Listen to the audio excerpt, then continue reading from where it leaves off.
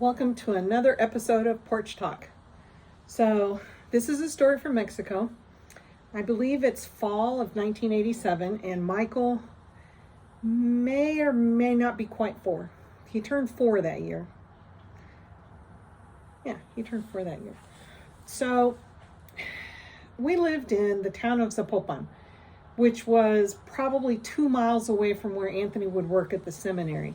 He had like a little office there and stuff. And so we lived in Zapopan, but we were overall in the city of Guadalajara. And when we moved there, it had like 1.5 million people. And to get from our house to the seminary, you had to cross like a 6-lane boulevard. It was really busy. And then you would go down one-way streets. And when you came back on other one-way streets, block over and stuff like that. And there was a little girl that lived at the seminary that was about Michael's age. And when Anthony went to work one day, he said, I'm off. And Michael was like, oh, please, let me go with you, because he was real attached to his dad. So Anthony took Michael and off they went, and they wouldn't see me until it was time for the afternoon meal. It's like we usually ate around 3 o'clock, which was pretty typical for down there.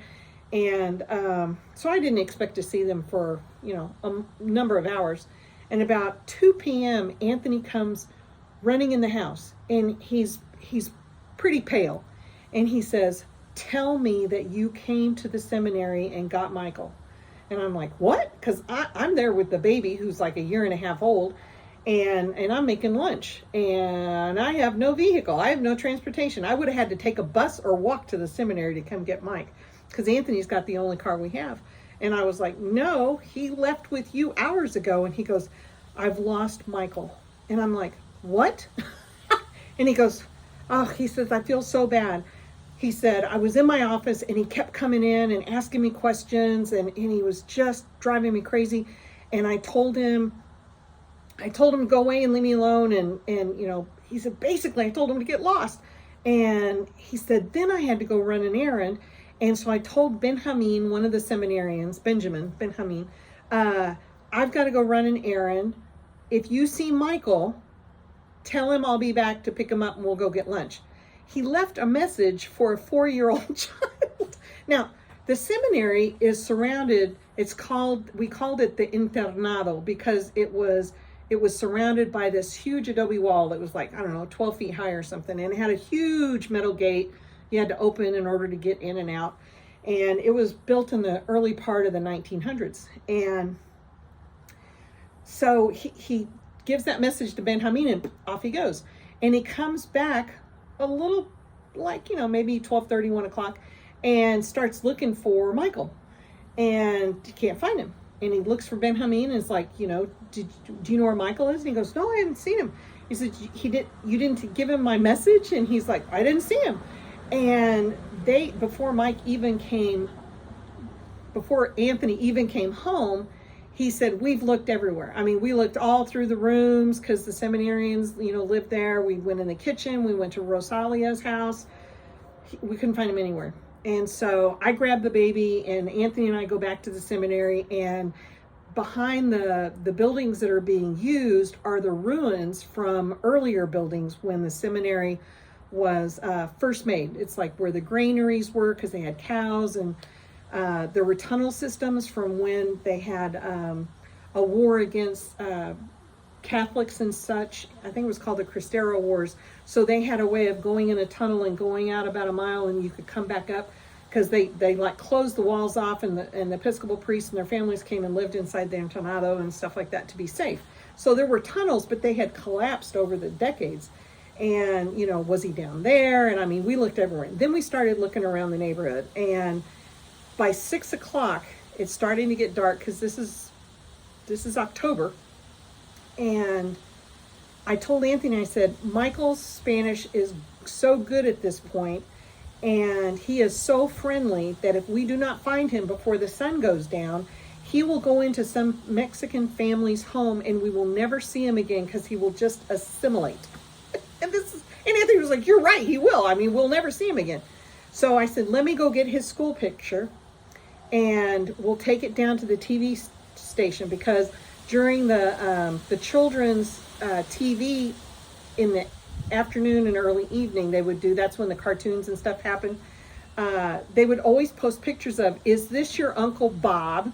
You know, he's lost in Guadalajara. Please come down to the TV station and claim him. Because people would get lost there all the time because, you know, if they were new or visiting or whatever and they'd get lost. So we could take Michael's picture down there and they would put it up and say, if you see this child, please contact whatever. So I go home to get his school picture. And as I drive up, there's Michael sitting in front of the door of our house with like a 13-year-old boy. And I get out of the car and I'm like, Michael. And the first thing he does is put his hands on his 4-year-old hips and he goes, where have you been? I have been here for hours. And I'm like, what? And so this 13-year-old boy, you know, I asked him, I go, where did you find him? And he said, well, he said, he came in my family's house. In the front room, they had a little tiendita, which is like a little bitty store where you could go and you could get milk and eggs and candy and bread and just simple things for like a little neighborhood market. And he came in there and he said, ooh, I want one of those, one of those, one of those. And he said it all in Spanish. And then the grandfather who ran it said, well, that'll be, you know, 40 pesos or whatever. And Michael didn't have any money, and so no candy for Michael. But as he walked out, the grandfather turned to his grandson and said, that's an American kid for all that he speaks Spanish. And there's somebody following him that I don't really trust. Can you follow the kid to make sure he gets where he's going? And he was like, sure. So the 13-year-old followed Mike for a while, and the shady person that was following Mike drifted off. And the kid caught up to Michael and he goes, do you know where you're going? And Mike goes, sure, I know where I'm going. And he goes, well, okay, I'll follow you then. So he followed Michael, and when Michael got tired, he put Michael on his shoulders and he said, ma'am, this kid went directly to your house. And this house is 2 miles away and you're taking rights and lefts and stuff to get to this house.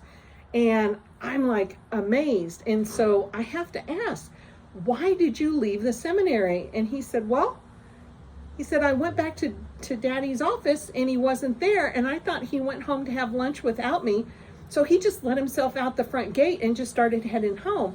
And what we didn't know is as we were coming down a one-way street this way, he was walking up a one-way street that way to go to the house. And once we were all home and everybody was bathed and in bed and stuff, Anthony looked at me and he said, we cannot tell my mother that I lost Michael in Guadalajara. She will never let us bring him back.